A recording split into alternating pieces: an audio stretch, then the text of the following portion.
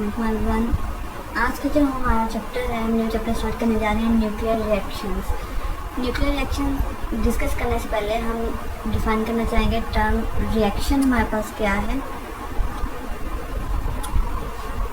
आपने केमिस्ट्री में पढ़ा होगा, बहुत हम डिस्कस करते हैं रिएक्शंस के बारे में 9th क्लास में, FSM में, केमिस्ट्री की बुक्स में डिस्कस किया होगा। तो रिएक्शन का अगर हम जनरल मीनिंग देखेंगे, जनरल मीनिंग क्या होता है रिएक्शन का, तो हम आपसे सकते हैं चेंज। किसी भी चीज़ में जो चेंज आता है वो रिजल्ट होता है रिएक्शन का। तो रिएक्शन कॉज चेंज। कोई भी दो चीज़ें जब वो आपस में रिएक्ट करती हैं, उनके रिएक्ट करने के रिजल्ट में हमारे पास क्या होता है, एक नई चीज़ बनती है। तो बेसिकली वो जो दो चीज़ें मिल रही हैं उनमें क्या हो रहा है, एक चेंज प्रोड्यूस हो रहा है in the result of reaction. तो रिएक्शन को अगर हम डिफ़ाइन करें, जस्ट रिएक्शन वर्ड को डिफ़ाइन करें, तो ये हमारे पास है टू प्रोड्यूस चेंज और कॉज चेंज।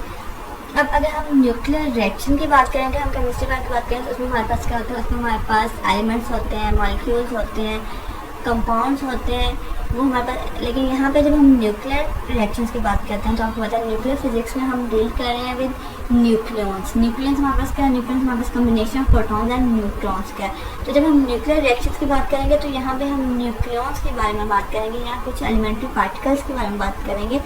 हमारे पास क्या, तो जब हम न्यूक्लियर रिएक्शंस को डिफ़ाइन करते हैं या इंट्रैक्शंस को डिफ़ाइन करते हैं, तो बेसिकली डिफरेंट टाइप्स के न्यूक्लियर रिएक्शंस होते हैं जिनको हम फर्दर डिस्कस करेंगे। लेकिन जस्ट यहाँ पे एक चीज़ हम देखने जा रहे हैं, हमारे पास न्यूक्लियर रिएक्शन क्या होता है। Nuclear reaction is a process which occur when a nuclear particle कौन सा हो सकता है, वो न्यूक्लियन हो सकता है, लाइक वो प्रोटॉन हो सकता है, वो न्यूट्रॉन हो सकता है, एंड एलिमेंट्री पार्टिकल, और यहाँ पे न्यूक्लियस हो सकता है, वो एक दूसरे come into close contact with another during which exchange of energy and momentum take place. ठीक है, तो बेसिकली एक न्यूक्लियर रिएक्शन क्या है, हमारे पास कोई भी दो पार्टिकल्स, कोई दो न्यूक्लियन लाइक प्रोटॉन और न्यूट्रॉन, कोई एलिमेंट्री पार्टिकल है जैसे हमारे पास ग्लूऑन है, क्वार्क्स हैं, वो हमारे पास क्या करते हैं, कोई दो पार्टिकल्स एलिमेंट्री पार्टिकल हो सकते हैं, वो न्यूक्लियन हो सकते हैं, कुछ भी, वो आपस में जब भी वो कांटेक्ट में आएंगे, कम क्लोज आएंगे, एक दूसरे के साथ इंटरेक्ट करेंगे, उसके रिजल्ट में हमारे पास क्या होगा, एक रिएक्शन होगा जिसके रिजल्ट में हमारे पास exchange of energy and momentum take place. उन दोनों पार्टिकल्स में मोमेंटम और एनर्जी एक्सचेंज होगा। ठीक है, उसके रिजल्ट में भी हमारे पास क्या होंगे, फाइनल प्रोडक्ट्स आएंगे जिन्हें हम जो पार्ट ले रहे हैं रिएक्शन में हम रिएक्टेंट्स कहते हैं, और जो रिजल्ट में मिल रहे हैं उन्हें हम कहते हैं हमारे पास प्रोडक्ट्स होते हैं। तो जो रिजल्ट में हमारे पास प्रोडक्ट्स आएंगे वो भी हमारे पास क्या होंगे, सम न्यूक्लियर पार्टिकल। ठीक है, इन डिफरेंट डायरेक्शन।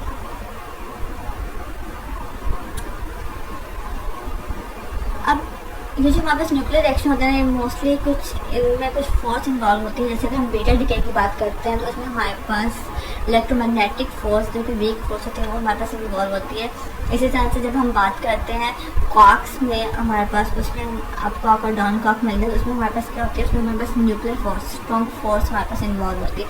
तो जब भी कोई रिएक्शन होता है तो उसमें बेसिकली कोई न्यूक्लियर फोर्स इन्वॉल्व होती है। ठीक है, अगर हम इसे मैथमेटिकली रिप्रेजेंट करना चाहें तो उसमें हमारे पास क्या है, ये हमारे पास एक टर्म यूज़ की हमने मैथमेटिकली, इसमें हमारे पास क्या है, x plus X into Y plus Y. ये हमारे पास ये वाली जो टर्म है ना, ये वाली, ये हमारे पास है रिएक्टेंट्स। ठीक है, और इसके रिजल्ट में हमारे पास क्या है, ये हमारे पास आए हैं प्रोडक्ट्स, और ये क्यू क्या है, ये क्यू हमारे पास रिप्रेजेंट कर रहा है अमाउंट ऑफ एनर्जी को।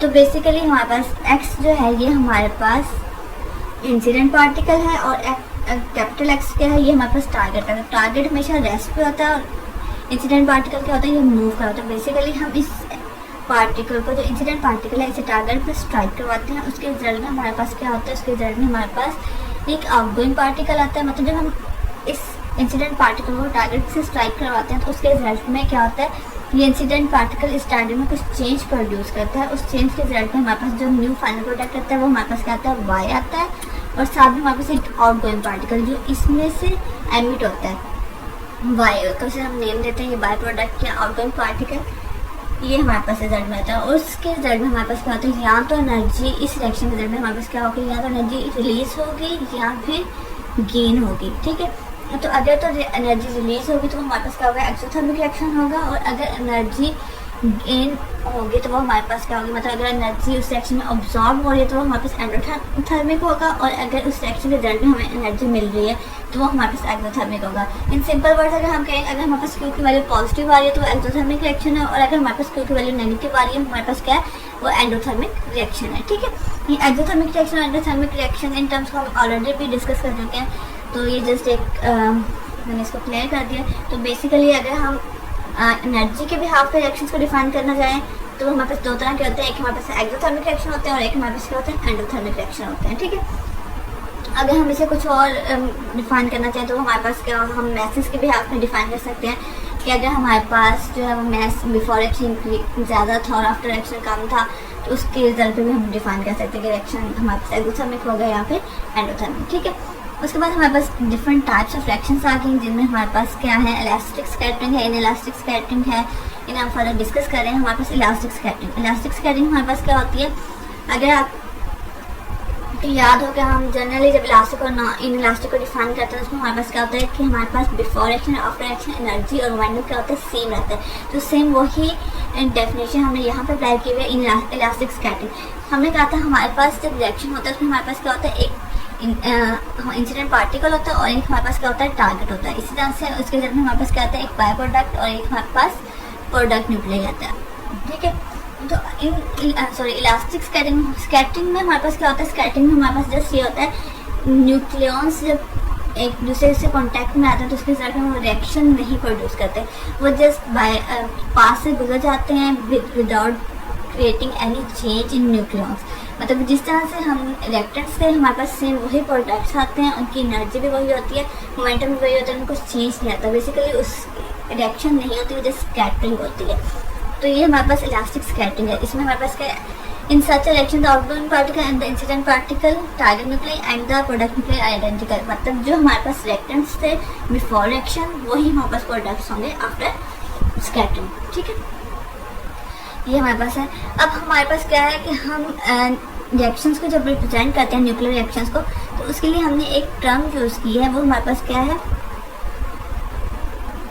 ये हमारे पास टर्म है। इसमें हमारे पास क्या है, सबसे पहले हमारे पास जो टारगेट है उसे हम आउटसाइड द ब्रैकेट लिखेंगे, और जो हमारे पास प्रोडक्ट न्यूक्लियर है, जैसे हमारे पास अभी प्रीवियस सेक्शन में हमने कहा था हमारे पास x प्लस एक्स और रिजल्ट में हमारे पास क्या था, smaller Y plus capital Y. तो हम कैपिटल एक्स और capital Y in that case बाहर लिखेंगे, और ये हमारे पास इंसिडेंट पार्टिकल और जो आउटगोइंग पार्टिकल है उसे इनसाइड द ब्रैकेट लिखेंगे। तो ये हमारे पास एक टर्म है रिएक्शन को रिप्रेजेंट करवाने के लिए। ठीक है, अब इसके हम एग्जांपल देख लेते हैं। हमारे पास अल्फा पार्टिकल्स की स्कैटरिंग है, बस गोल्ड न्यूक्लियस, इसमें हमारे पास क्या है, अल्फा पार्टिकल्स है। अल्फा पार्टिकल और गोल्ड पार्टिकल जब आपस में कॉन्टैक्ट में आते हैं तो उसके रिजल्ट में हमारे पास क्या आता है, वही सेम प्रोडक्ट्स आते हैं। ठीक है, तो ये हमारे पास बेसिकली स्कैटरिंग है। इसी तरह से हमारे पास हीलियम और लेड की एग्जांपल है। देखिए इसमें हमारे पास बिल्कुल सेम है, ये नहीं कि लेड का पार्टिकल आया और उसका आइसोटोप चेंज हो, नहीं ऐसा नहीं है, वो बिल्कुल सेम आइडेंटिकल है। अब इनइलास्टिक स्कैटरिंग क्या होती है, इनइलास्टिक स्कैटरिंग को अगर हम डिफाइन कर रहे हैं ऑलरेडी जो हमने डिस्कस किया हुआ है, मतलब पिछली क्लासेस में, उसमें हम ये कहते हैं कि हमारे पास एनर्जी में चेंज आता है, उसे हम कहते हैं इनइलास्टिक प्रोसेस होता है। अब इसमें अगर हम रिएक्शन के बिहाफ पे डिफाइन करें तो इसमें हमारे पास क्या होता है, in this type of reaction y is the same as x but it has different energy and angular momentum, obviously the residual nucleus y equal to. अब उस केस में हमारे पास क्या है, जब हमने ये भी हमारे पास स्कैटरिंग है, इसमें भी हमारे पास रिएक्शन नहीं हो रहा, हमारे पास रिएक्टेंट्स और प्रोडक्ट सेम है, लेकिन उनकी जो एनर्जी है उसमें डिफरेंस हो रहा है। जब इंसिडेंट पार्टिकल टारगेट के क्लोज आता है, उसके कांटेक्ट में आता है, तो उसके रिजल्ट में वो क्या कहते हैं, उसमें से कुछ एनर्जी इंसिडेंट पार्टिकल या तो उसमें से टारगेट में से ऑब्जॉर्व कर लेते हैं या अपनी कुछ एनर्जी वो टारगेट को दे देते हैं। उसके रिजल्ट में हमारे पास क्या होता है कि जो हमारे पास टारगेट न्यूक्लियस है वो एक्साइटेड स्टेट में शिफ्ट हो जाता है, और इंसिडेंट पार्टिकल की एनर्जी क्या होती है, वो थोड़ी डिक्रीज हो जाती है। ओवरऑल रिएक्शन की एनर्जी सेम रहती है, लेकिन जो रिएक्टेंट्स की इंडिविजुअली एनर्जी है वो चेंज हो जाती है। ठीक है, तो ये इसका हम in this type of reaction y is the same as x but it has different energy and angular momentum, obviously the residual nucleus. अब x जब टारगेट से के पास से गुजरा है, स्कैटर्ड हुआ है, तो उसके रिजल्ट में हमारे पास जो रिमेनिंग आएगा रेजिडुअल उसे कहते हैं, वो हमारे पास क्या होगा वाई, तो वो उनको क्या करेगा एक्साइटेड स्टेट में। अब ये देखिए अगेन वही मेथड जो मैंने अभी आपको बताया था, इंसिडेंट पार्टिकल और आउटगोइंग पार्टिकल को हम इनसाइड ब्रैकेट लिखते हैं, और जो हमारे पास टारगेट होता है और जो हमारे पास प्रोडक्ट होता है उसे हम आउटसाइड ब्रैकेट लिखते हैं दोनों साइड पे, राइट।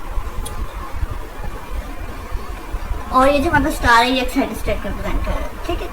तो यहाँ पे हमने एग्जांपल लिया लिथियम, हमारे पास क्या है, लिथियम हमारे पास टारगेट है और प्रोटॉन हमारे पास क्या है, इंसिडेंट पार्टिकल है। प्रोटॉन लिथियम के क्लोज आया, इसने उसके रिजल्ट में क्या किया, प्रोटॉन ने अपनी कुछ एनर्जी शिफ्ट कर दी लिथियम को, जिसके रिजल्ट में लिथियम क्या हुआ, एक्साइटेड स्टेट में शिफ्ट हो गया, ठीक है। और फिर एक्साइटेड स्टेट में कोई भी न्यूक्लियाइड जब एक्साइटेड स्टेट में होता है तो वो बहुत थोड़े टाइम के लिए उस स्टेट में एग्जिस्ट करता है, उसके बाद वो क्या कहते हैं, एनर्जी को रिलीज करते हुए अपनी ग्राउंड स्टेट में शिफ्ट हो जाता है। तो ये हमारे पास इलास्टिक स्कैटरिंग। नेक्स्ट लेक्चर में हम जो फर्दर हमारे पास सेक्शंस के टाइप हैं उन्हें डिस्कस करेंगे। आज के लिए इतना।